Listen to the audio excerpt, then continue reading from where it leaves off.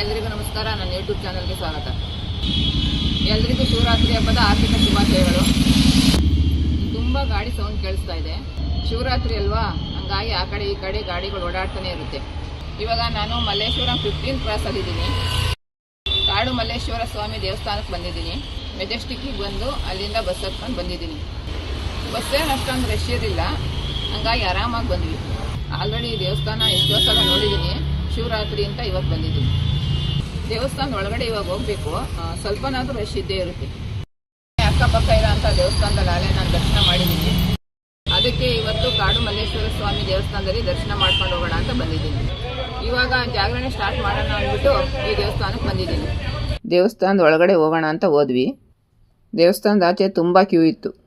ಯಾವ ಕಡೆ ಹೋಗಬೇಕು ಅಂತ ಗೊತ್ತೇ ಆಗಲಿಲ್ಲ. ಪಾಸ್ ಇರೋರಿಗೆ ಒಂದು ಲೈನು, ಇಲ್ಲದೆ ಇರೋರಿಗೆ ಒಂದು ಲೈನು ಅಂತ ಹೇಳಿದ್ರು. ತುಂಬ ಜನ ಸೇರಿಬಿಟ್ಟಿದ್ರು. ಪಾಸ್ ಇಲ್ಲದೆ ಇರೋ ಲೈನ್ ಇನ್ನೂ ತುಂಬ ದೊಡ್ಡದಾಗಿತ್ತು. ನಮ್ಗೆ ಯಾರೋ ನಿಮಗೆ ಪಾಸ್ ಬೇಕಾ ಅಂತ ಕೇಳಿಬಿಟ್ಟು ದೇವ್ರ ದಯದಿಂದ ಕೊಟ್ಬಿಟ್ರು. ನಾವು ಪಾಸ್ ಇರೋವಂಥ ಲೈನಲ್ಲಿ ಹೋಗಿ ನಿಂತ್ಕೊಂಡ್ವಿ. ಪಾಸ್ ಇರೋವಂಥ ಲೈನಲ್ಲೂ ತುಂಬ ಜನ ಇದ್ದರು. ಇವಾಗ ನಾವು 7:30 ದೇವಸ್ಥಾನದ ದರ್ಶನಕ್ಕೆ ಹೋದ್ವಿ ಒಳಗಡೆ. ಇವಾಗಲೇ 9:45 ಆಗೋಗ್ಬಿಟ್ಟಿದೆ. ದರ್ಶನ ಎಲ್ಲ ಚೆನ್ನಾಗಾಯಿತು. ಇವಾಗ ಮನೆಗೆ ಹೊರಟಿದ್ದೀವಿ. ದರ್ಶನಕ್ಕೆ ತುಂಬಾ ಕ್ಯೂ ಇತ್ತು. ನಮಗೇನೋ ಪಾಸ್ ಸಿಕ್ತು. ಪಾಸ್ಗೆ ಅಂತಲೇ ಒಂದು ಸಪ್ರೇಟ್ ಲೈನ್ ಇತ್ತು. ಪಾಸ್ ಇದ್ರೂ ಕೂಡ ಅಷ್ಟೊಂದು ಲೇಟ್ ಆಗೋಯ್ತು ಬರೋಷ್ಟರಲ್ಲಿ. ಪ್ರಸಾದನೂ ಸಿಕ್ತು. ತುಂಬಾ ಪ್ರಸಾದಕ್ಕೂ ಕೂಡ ಕ್ಯೂ ಇತ್ತು. ಇವಾಗ ಪ್ರಸಾದ ತಿನ್ಕೊಂಡು ಮನೆಗೆ ಹೊರಟಿದ್ವಿ. ಜಾಗರಣೆನ ಮನೆ ಹತ್ರ ಇರೋವಂಥ ದೇವಸ್ಥಾನದಲ್ಲಿ ಕಂಟಿನ್ಯೂ ಮಾಡ್ಕೊತೀವಿ. ಮನೆ ಅಕ್ಕಪಕ್ಕ ಇರೋವಂಥ ದೇವಸ್ಥಾನದಲ್ಲಿ ನಾಟಕ, ಯಕ್ಷಗಾನ ಎಲ್ಲ ಇರುತ್ತೆ. ಅಲ್ಲೇ ಹೋಗಿ ಜಾಗರಣೆ ಕಂಟಿನ್ಯೂ ಮಾಡ್ಕೊತೀವಿ.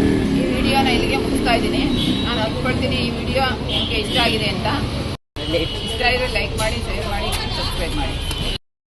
ಹೇಳು ಹೇಳುವ. ಇವತ್ತಿಲ್ಲಿ ಮನೆ ಅಕ್ಕಪಕ್ಕ ದೇವಸ್ಥಾನದಲ್ಲಿ ಮನೆ ದೂರ ಹೇಳು.